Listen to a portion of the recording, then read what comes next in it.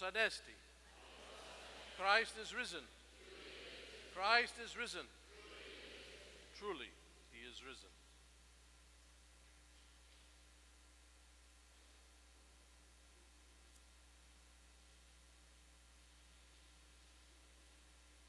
What time do you have to be at school in the morning? 8:30. 8 o'clock. And what time do you arrive?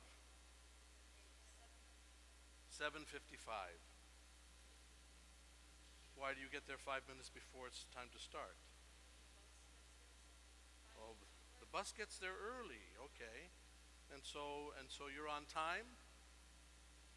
Every day? And what if you're not on time? You get into trouble. Interesting. What time do you have to be at school in the morning? 8:15.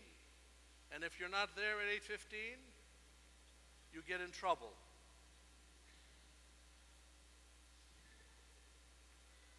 Who else would like to be asked the question, what time do you have to be at work? And if you're not there on time, what happens? You get into trouble. So, this is the trouble. We need to be at school at a certain time, and if we're not there on time, every day we get into trouble. If we go to work late every day, I could tell you it's more than trouble, you're out of a job.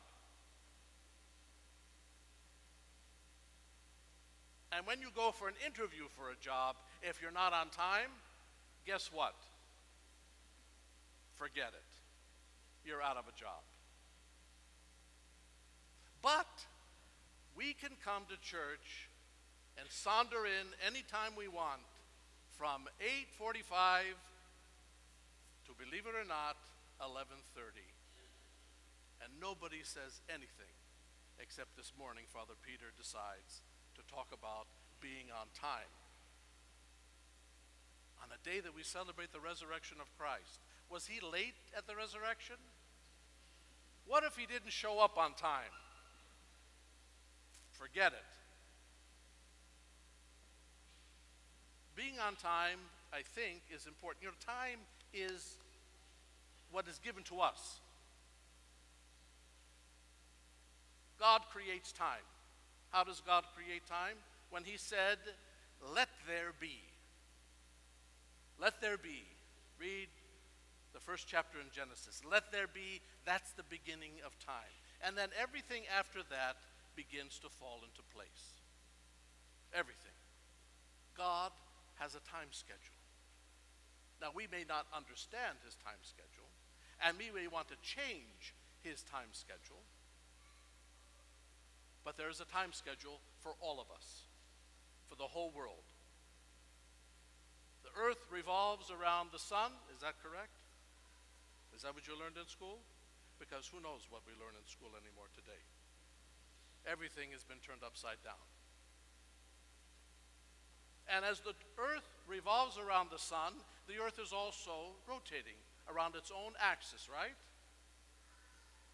How does Father Peter remember all this stuff now?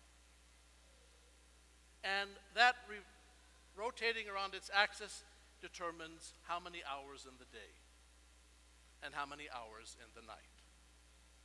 And as it revolves around the sun, it also determines the hours of the day and the hours of night. There is an order to everything that happens in the universe. There is an order to everything that happens on earth. And we as human beings, by and large, try to follow that order, except when we decide that we want to change it. And I can tell you, the very first time that man decided he wanted to change something, guess what happened? He was out of a job. Adam and Eve decided to change something, and they were out of paradise and out of a job. You know what their job was? To take care of paradise. Their job was to take care of the Garden of Eden. And they decided they wanted to do something different than what God had asked them to do. So guess what? They're out. And we are now the recipients of their decision.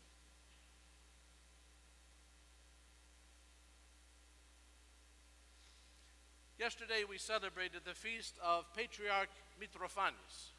He's one of the patriarchs up here on the arch of the apse of the Transfiguration. He lived during the time of St. Constantine the Great, the emperor. And he was the son of a Christian religious man who lived in and was the bishop in Constantinople. When we read about his life, there was a word that is used that I found interesting. I had not heard that word before. Sagacity. Does anyone know what sagacity means? Good, there are a couple of people. What does it mean, Catherine? Wiseness. It is the trait of soberness of mind and intelligent decisions. We can use a term like discernment. So St. Constantine the Great found that this man was not only holy, but he was a man of sagacity, soberness of mind, and intelligent decisions. In other words, he was a wise man. He took the time to think about information that he gathered before he made a decision. So this morning, if you have thought about the fact that Father Peter might talk about all of us being late today, you may have decided to come early. That would have been a wise decision. But then I would have talked about something else this morning if we were all here on time.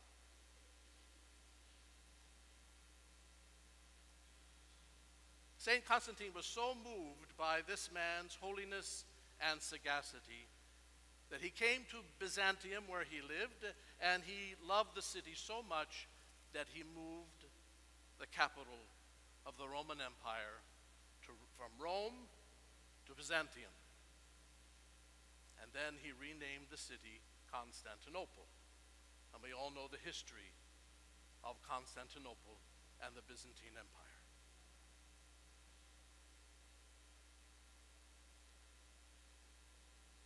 Today we commemorate the meeting of the Holy Fathers of the Second Ecumenical Council.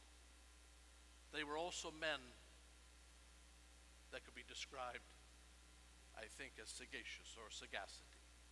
They were men wise. They took in all the information that they were given before they made a decision. Take out,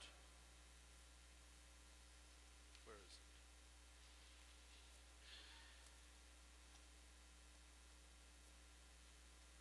Take out the creed card that you have in your pews.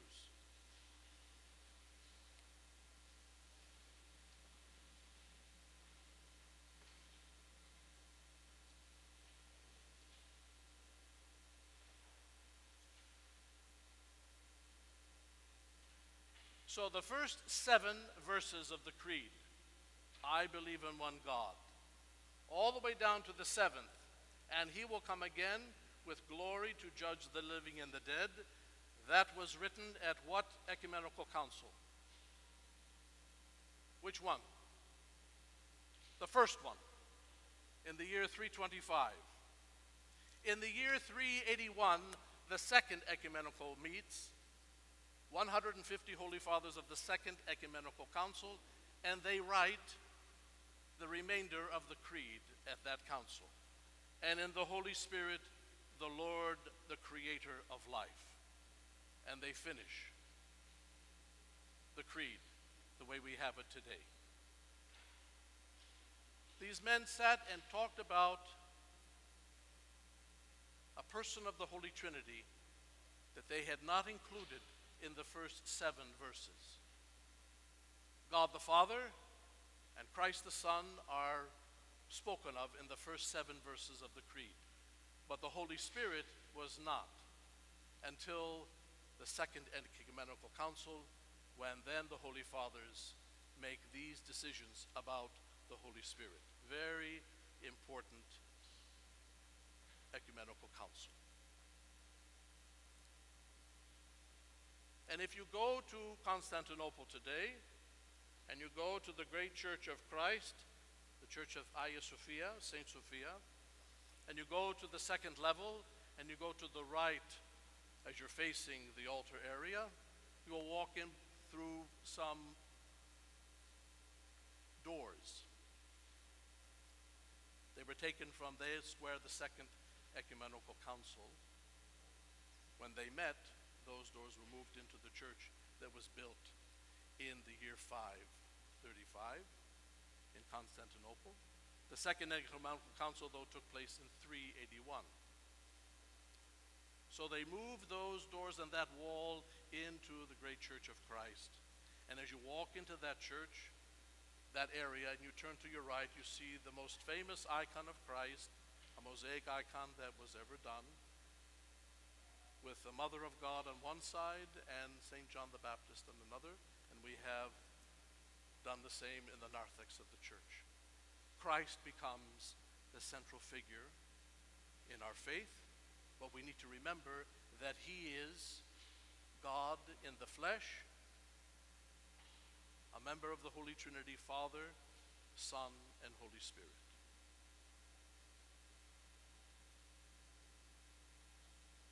Now, why does Father talk to you about this today? Just to give you a refresher course. Because today we are listening to a gospel passage that teaches us something about the early church and the time that the early church and the disciples lived in. A time that was ruled by the Roman Empire and in the city of Jerusalem governed then by the Hebrew king and the Sanhedrin court. The Sabbath day is a very holy day, and one does not do anything on the Sabbath. But on this day, Christ decides that he is going to bring back the sight of a man born blind.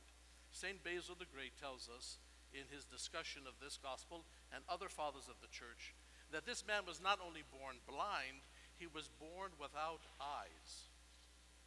That was the belief of the early church fathers. He was born without eyes. Because it says later, no one has ever known anyone that was born blind to be given sight again.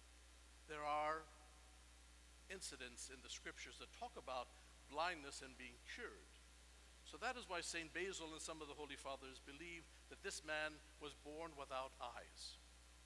And if we think about what takes place in the creation of the universe and the creation of the world, God takes clay, he takes earth, and he forms man. In this gospel, Christ takes earth,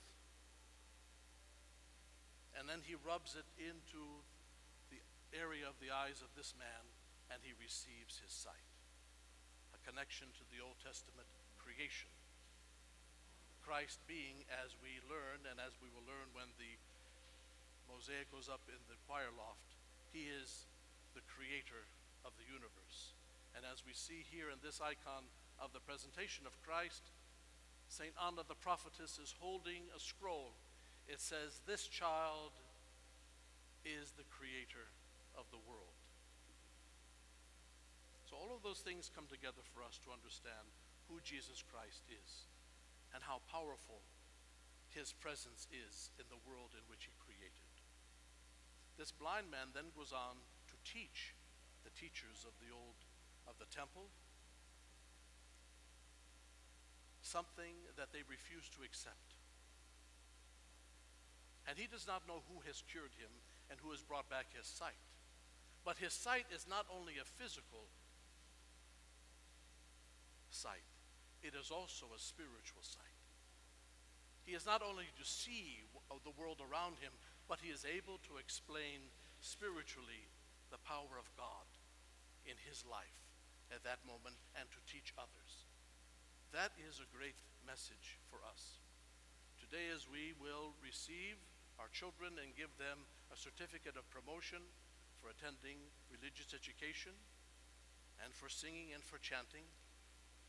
The things that we learn in the church are to be taken and to be used in our life. The lessons that we hear, the readings that we contemplate, the hymns that we hear chanted, the images on the walls are all given to us, all of this information to help us become more discerning in the decisions that we make in our life. That we may, as this blind man, teach and preach the gospel, not only in word alone, but in action. Not only see what is before him physically, but also know spiritually the presence and power of God in his life, the presence and power of God in your life. So that the term sagacity is not just a term used for the saints and holy fathers of the church. I pray it could be a term that is used for us. The trait to have soberness of mind and to make intelligent decisions. God bless us and strengthen us. Christ is risen. Christos anesti.